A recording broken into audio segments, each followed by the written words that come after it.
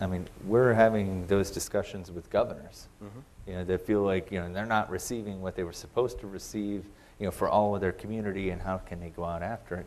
And I think that people are starting to see that there's strategic assets that are available, to these communities and to these cities that they want to have available for everybody.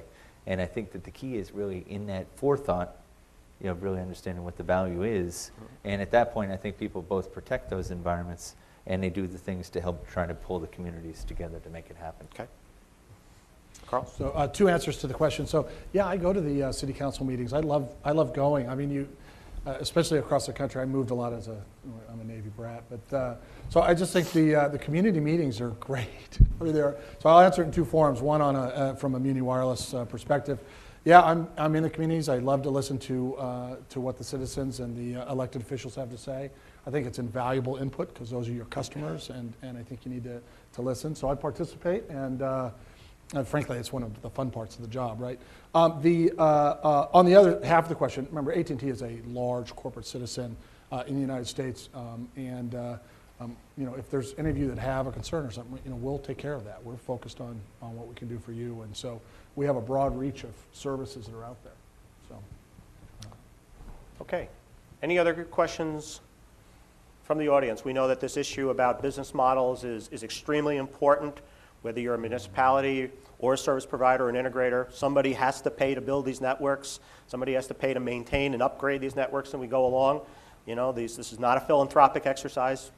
This is free enterprise. People are supposed to make money, and yet, people have to feel that on the, quote, end user side, which is the municipality side, they're getting real value for their dollars. So a lot of what you guys have talked about, a lot of what other speakers have talked about, the need to have good tools, credible tools for measuring ROI and payback models are absolutely essential. For those of you who are, are in the audience, and this is not a plug for these guys, but I've actually seen ROI sheets from both of these companies. I think, they're extremely valuable.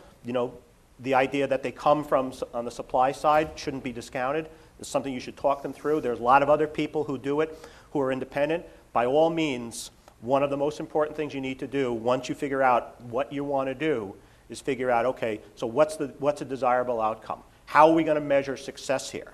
And yes, it's things like customer satisfaction and service levels and things like that, but it is always economic payback.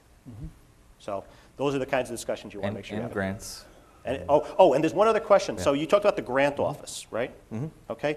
You said that's an outside organization. Yes. How do people find out about that? So if I had my email up there, but if you send me an email, or I'll make the information available to you. But it is the grants office is the name of the organization, and we can get you in touch with them. Or if you go to our website, we have a connection off of the state and local government page on cisco.com. Right. Okay. Great. Just put that up.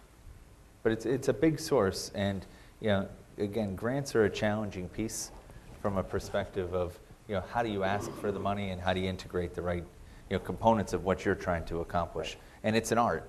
There's no doubt about it. But there's people that can help. Okay. So if there are no other questions, I want to thank Mark and Carl very much for their time. Thank you. Good job. I know they're both going to be around. You're going to hear from Carl again tomorrow. He's going to be sitting at the service provider fireside chat that we're doing to kick off the session tomorrow morning, which is going to be a lot of fun. I can tell you that our moderator is not going to be nearly as easy on you as I was here today. So, perfect. So, ladies and gentlemen, first of all, 2 quick things. You have an evaluation sheet on your tables. If you would please take 1 minute, because that's all it's going to take. Fill it out. You can leave it on the table. We'll pick it up. The feedback is extremely important to us. I want to thank Cisco for sponsoring this session. We now have a break until 4:30. We're coming back in here at 4:30 for the general session where we're going to have Esme Voss, the founder of MuniWireless.com, and the state CIO panel, which is going to be a really great discussion. Thank you. Enjoy the break, and we'll see you back here at 4:30. Thank you, guys. That was great. That was really good.